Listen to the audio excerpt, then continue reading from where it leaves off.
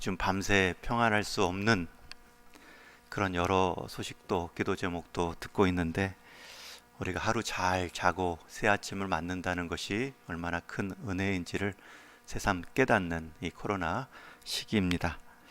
위기라는 한자어가 있습니다. 위험 위자와 기회 귀자. 위기라는 말은 부정적인 말만 있는 것이 아니라 기회라는 새로운 소망, 출발의 긍정적인 뜻도 포함하고 있는 한자어입니다. 코로나 시기는 위기입니다. 우리가 만나지 못하고 건강과 생명의 어려움을 경험할 수 있는 위험의 시간입니다. 그러나 또한 코로나의 시간들은 기회입니다. 우리의 신앙이 점검되고 만남의 소중함을 일깨우며 교회 공동체 울타리 안에서 신앙생활하는 것이 얼마나 중요한가 새롭게 깨달으며 우리 삶에 분주한 거품들이 사라지는 것은 분명히 기회입니다. 그래서 위기가 위험으로만 끝나지 않고 기회로 바뀌는 순간을 우리는 전환점이라고 말합니다. 아무리 무너지지 않을 것 같은 꽉 막힌 담벼락 장애물도 일단 넘어지기만 하면 유용한 다리가 될 수 있는 것처럼 담벼락이 다리로 바뀌는 그 순간을 우리는 전환점이라고 말합니다. 이것은 한 개인이나 한 공동체에 있어서도 마찬가지고 2000년 교회 역사에 있어서도 몇 번의 큰 전환점이 되는 사건이 있습니다. 위험인 줄 알았더니 돌아보니 기회가 된 사건들입니다. 그 중에 대표적인 일들이 바로 오늘 사도행전 8장의 내용입니다.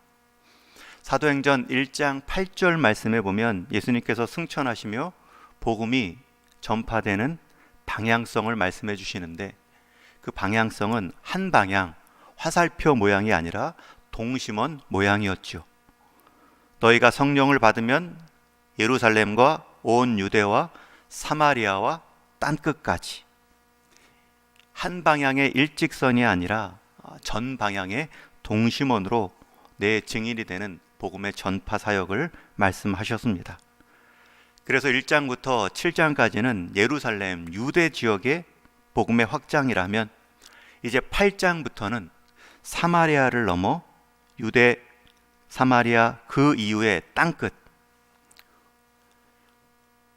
우리가 흔히 여겼던 이방 지역 변방에까지 복음이 확장되는 사건을 소개하고 있습니다. 그런데 그 시작이 무엇입니까? 오늘 말씀 1절에 보면 사울은 그가 죽임당함을 마땅히 여기더라. 스데반의 죽음을 말하고요, 그 죽음과 함께 시작된 예루살렘의 큰 박해를 표현하고 있습니다. 순교와 박해, 어떻게 보면 위험입니다. 그러나 위험으로만 끝나지 않았고 그것이 기회로 전환되었을 때에 복음의 폭발이 일어납니다. 이것이 참 하나님의 놀라운 지혜입니다. 특별히 하나님께서는 그리스도의 복음을 증거하는 일에 있어서 천사들을 사용하지 않고 어떤 영적 힘센 존재나 천재지변도 사용하신 것이 아니라 먼저 복음의 은혜를 알고 그 복음의 은혜를 능력으로 경험한 사람들을 통하여서 전하게 하셨음을 알 수 있죠. 복음으로 변화된 그 삶과 입으로 하나님은 복음의 바통을 계속 넘겨 오셨습니다. 그러기에 저와 여러분, 복음의 은혜를 알았다, 그 은혜를 능력으로 경험했다라는 말은 우리에게도 그 복음의 바통이 넘겨져 있다라는 뜻입니다. 여러분, 이것은 우리에게 짐이 아니라 힘입니다. 우리가 흔히 말하는 것처럼 부모는 자녀를 기르면서 자기가 길러진다. 교사는 학생들을 가르치면서 가장 잘 배운다 라는 말처럼 우리는 복음을 누렸지만, 은혜를 경험했지만 복음을 증거함으로, 복음적 삶을 살아내므로 복음을 더 심화시킬 수 있습니다. 복음을 더 강화시킬 수 있습니다. 복음이라는 것은 결국 먼저 누린 사람, 받은 사람에게 책임이 있는가 하면 그것은 또한 내가 그 복음 때문에 더 성장할 수 있는 기회가 되는 것입니다. 그러기에 책임뿐만이 아니라 사명이라 말할 수 있고, 복음의 순종은 짐이 아니라 힘이라 여길 수 있습니다. 예루살렘 교회도 먼저 복음을 받았기 때문에 그 복음을 나누어야 될 책임도 있습니다. 그런 책임감을 느꼈을 즈음에 스데반의 순교가 있고요, 교회에 큰 박해가 있습니다. 사단이 그 복음의 확장을 알았겠죠. 예루살렘 성도들이 모여 기도하고 예배하는 삶이 보기 좋지 않았겠죠. 그 박해의 길이는 짧았지만 얼마나 박해가 심했는지 오늘 본문에서도 큰 박해라는 표현이 나오고 3절 말씀에 보면 교회가 잔멸됐다라는 표현도 나오고 있습니다. 어떤 분들은 이 예루살렘 교회가 박해를 받은 이유는 예루살렘 교회가 복음 사역, 선교적 책임을 등한시한 데에 따른 하나님의 채찍이었다라고도 말하지만, 예수를 먼저 믿었으면 그 예수로 인한 전도의 책임도 있는데 자기들끼리만 모여 예배하고 떡을 나누고 기도하는 그 모습을 하나님이 흩으셨다라고도 말하지만 과한 해석입니다. 그들은 성령 충만했고 땅끝까지 복음 사명을 몰라서 불순종한 것이 아니라 어느 때 어떤 모습으로 나가야 할지를 기다렸을 뿐이죠. 시기를 모르니 방법도 모르고 방향도 정해지지 않은 상황에서 하나님은 이들 모든 성도를 한 번에 파송할 수 있는 방법으로 박해를 허용하신 것입니다. 유대와 사마리아를 넘어 베니게, 구브로, 안디옥까지 이 예루살렘 성도들이 흩어져 복음 사역의 바통을 전하고 있습니다. 여러분, 교회사에 있어서 박해라는 것은 핍박과 환난이지만 결과적으로는 더 큰 축복, 더 큰 복음의 진보를 이루기 위한 전간대로 쓰임 받는 것을 볼 수 있습니다. 미국 교회의 시작도 유럽 교회의 박해를 피해 넘어온 청교도들이었습니다.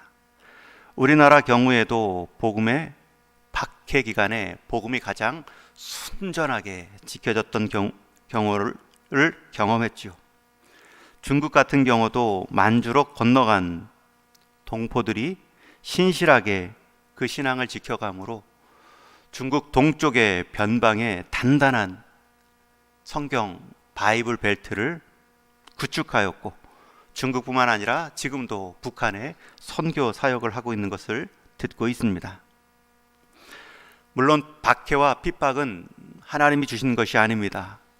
복음을 막고 교회를 핍박하는 것은 하나님의 역사가 아니라 사탄의 역사입니다. 그러나 그러한 사탄의 역사마저도 사용하시고 반전시키어 하나님 나라의 역사를 이루어가는 것이 바로 하나님의 능력입니다. 예루살렘의 박해와 스데반의 순교는 일시적인 아픔과 고통이 있었지만 하나님 나라의 씨앗과 초석이 되어 다음 세대와 다른 나라를 복음화하는 데 불시로 쓰임 받습니다.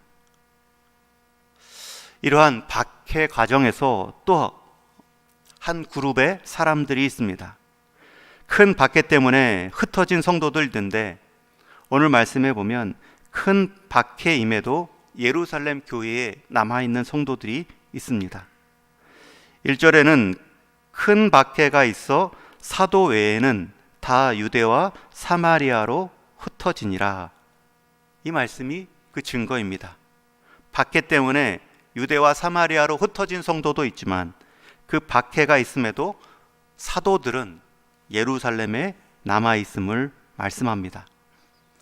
이 사도들이 누구인지를 구체적으로 언급하지는 않지만 12제자를 포함한 그 동역자들까지도 해석할 수 있죠. 그런데 이들이 왜 남았을까? 두 가지 해석이 있습니다.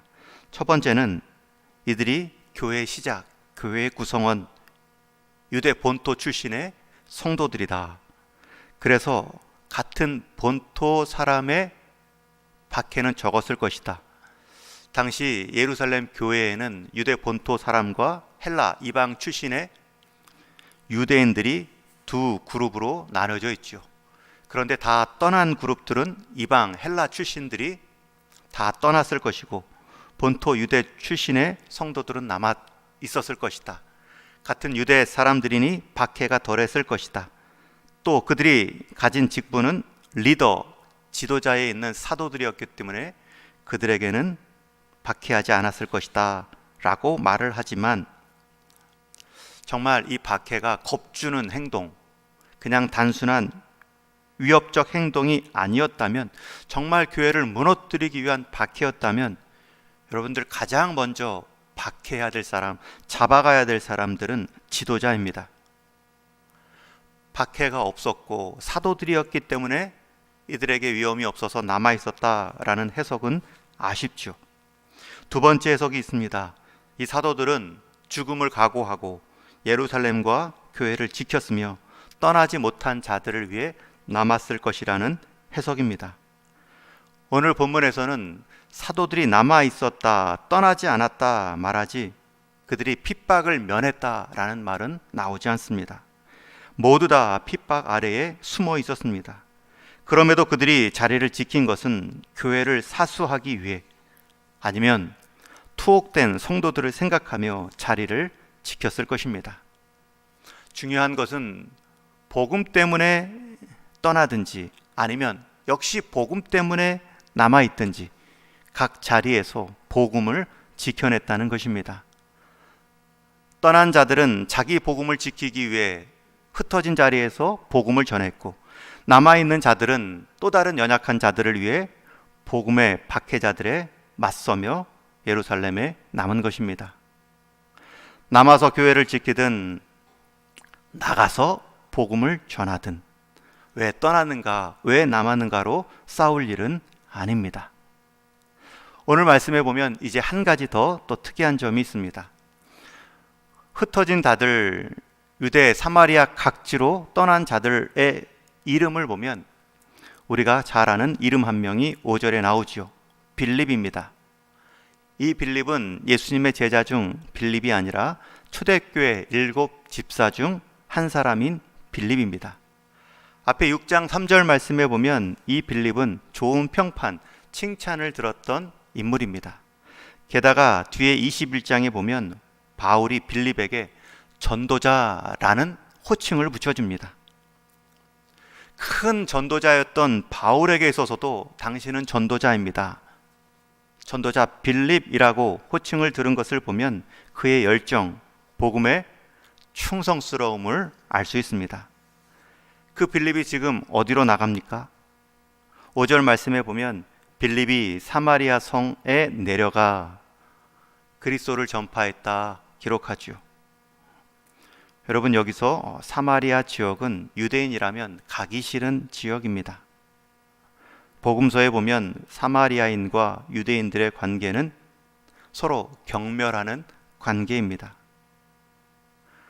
그런데 그 길을 예수님께서 먼저 찾아가셨고 예수님의 뒤를 이은 제자들도 찾아갔으며 오늘 빌립도 찾아가고 있습니다. 환경은 박해라는 모습으로 바뀌었고 내가 살던 곳은 지역이 달랐지만 이 빌립이 복음적 삶을 살아내는 데 있어서는 동일합니다. 그 복음적 삶을 살아냈더니 어떤 결과가 나옵니까? 오늘 말씀 6절에 보면 무리가 빌립의 말과 표적을 보며 한 마음으로 따랐다. 마음의 하나됨으로 따르는 모습과 7절에는 외적인 변화도 있습니다. 많은 사람들에게 붙었던 더러운 귀신과 병자들도 치유를 받습니다. 복음적 삶을 살아낸 사람들, 어떻게 보면 복음 때문에 죽은 스데반도 있고 복음 때문에 당한 예루살렘 교회의 박해도 있습니다. 그런데 그 복음을 지켜낸 사람들의 모습이 계속 나오지요. 내 복음을 지키기 위해 떠나서 그 떠난 자리에서 복음을 전하는 흩어진 자들이 있고 예루살렘의 끝까지 남아 연약한 자들을 복음적 삶으로 격려했던 사도들도 있습니다. 이게 전체적인 교회 모습이라면 한 사람 빌립처럼 자신이 떠난 자리, 그 자리가 사마리아처럼 자신이 기대하지 않았고 가기 싫었던 자리일지라도 거기서도 복음적 삶을 살아내므로 이방 사람들에게, 복음을 경험하지 못한 사람들에게 더러운 귀신들이 쫓겨나고 육신의 치유를 받으며 새로운 인생 주인을 경험케 하는 사건이 일어나고 있습니다. 이제 말씀의 결론이자 적용입니다. 여러분, 우리 인생 전환점이 있습니다. 여러분, 전환점이라는 뜻이 무엇일까요? 서두에서 말씀드린 것처럼 위기를 만나는 때입니다. 그러나 위험으로만 끝나면 전환점이 될 수 없습니다. 그 위험을 통해 기회로 변화시키는 것. 그런데 무엇을 변화시키는 것이 기회입니까? 오늘 말씀해 보면 그들이 당했던 박해가 끝났다라는 표현이 나오지 않습니다. 죽었던 스데반이 살아났다라는 말도 없습니다.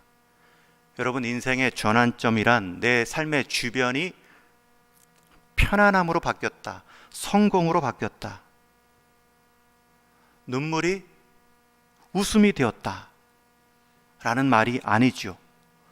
여러분, 인생의 전환점이라는 말은 내 삶의 모습이 내가 원하지 않는 환경, 박해, 자리에 선다 할지라도 그 자리에서 내가 복음의 삶을 지켜내는 것, 내가 그 자리에서도 복음적 자세를 끝내 견지하는 것, 그러함으로 그 원하지 않았던 환경으로 인하여 내 복음적 삶이 강화되는 것, 심화되는 것, 여러분, 이것이 인생의 전환입니다. 다시 강조합니다. 인생의 전환이란 시간이 지나가는 것도 아닙니다. 새롭게 취업하거나 입학하거나 결혼하거나 사업하거나 심지어 성공하거나 죽는 것까지 외적인 상태의 변화를 전환이라 그러지 않습니다. 그러나 진정한 전환이라는 것은 우리가 취업을 하든 입학을 하든 결혼을 하든 사업을 하든 성공을 하든 심지어 내 몸에 질병이 있던 가장 고통스러운 시기에도 복음적 삶을 지켜내는 것, 그래서 복음의 능력을 그 어려운 상황에서도 새롭게 경험하면서 일어나는 것, 그래서 내 인생과 주변 가운데 복음의 심화, 복음의 강화를 이뤄내는 것이 바로 인생의 전환점입니다. 여러분, 꼭 기억하십시오. 인생의 전환점은 복음의 강화점이다. 복음이 강화되고 복음이 심화되는 그 지점이 내 인생이 새롭게 전환되는 시기입니다. 아무리 외적으로 좋은 환경, 좋은 결과, 좋은 성공이 가져왔어도 그것으로 인해 복음의 심화와 강화가 일어나지 않으면 그것은 우리 인생의 악화로 이어질 수 있기 때문입니다. 온라인으로 예배에 참여하시는 분들, 먼 거리에서 지금 침상에서 화면 켜시고 오늘 세 달을 첫날 기도회를 참여하시는 분들, 내 몸의 악함, 내가 왜 이렇게 어려운 상황에 처했는가, 하나님 왜 내게 이런 상황을 허락해 주셨습니까? 여러분, 그것은 우리가 당한 외적인 환경의 변화입니다. 그러나 그 어떤 상황에서도 남아있든 떠나든 내가 원하지 않던 사마리아 지역에 머물던 복음적 삶을 살아내고 내 안으로 복음의 신앙을 지키고 내 밖으로 복음을 증거하는 그 모습이라면 하나님은 그 기회를 통해 우리에게 복음의 심화를 가져다 주십니다. 복음의 강화로 일으켜내십니다. 그것이 우리 인생의 전환점입니다. 그것을 우리가 확신할 수 있다면 우리가 침상에 있어도 하나님을 노래할 수 있습니다. 심지어 죽는 상황에서도 하나님을 노래할 수 있습니다. 여러분, 인생의 올 한 해 인생의 전환점을 경험하시는데 그 전환점의 계기, 그 기준을 복음과의 관계로 삼으십시오. 그러면 내 상황, 내 형편이 어떠하든지 간에 우리는 인생의 전환점, 복음의 강화, 심화를 경험하며 하나님을 노래할 수 있습니다. 저와 여러분, 이것이 분명하다면 남아있든 떠나있든 함께 합력하든 빌립처럼 단독 사역하든 삶의 모습과 사역의 형태로 서로를 평가하지 않고 서로를 인정하며 그 안에 나타난 하나님을 나의 하나님으로 또 서로 간증하며 우리 복음의 광화를 공동체 안에서 경험할 수 있습니다. 바라기는 우리 동일의 성도님들 올 한 해 또 이렇게 세 달을 주신 하나님의 은혜를 기억하며 마음과 우리의 몸을 구별하여 드리는데 그렇게 구별하여 드린 마음과 몸, 시간들을 통하여서 인생의 전환점, 복음의 강화를 세 달처럼 늘 새롭게 경험하시는 2월 한 달이 될 수 있기를 주님의 이름으로 축원합니다. 우리 같이 한번 기도하시겠습니다.